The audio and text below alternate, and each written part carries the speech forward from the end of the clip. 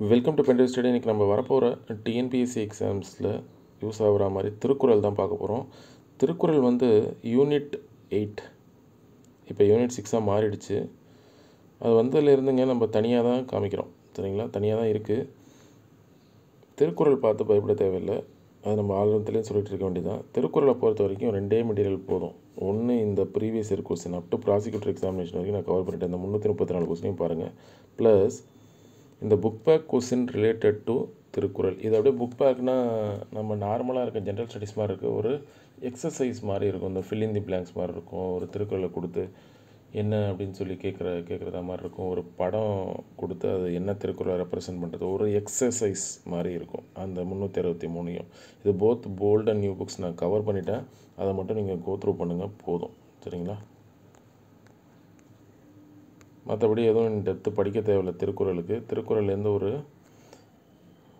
2 to 3 questions வரும் group 4ல். அதுக்கு இது போதும், சரிங்களா?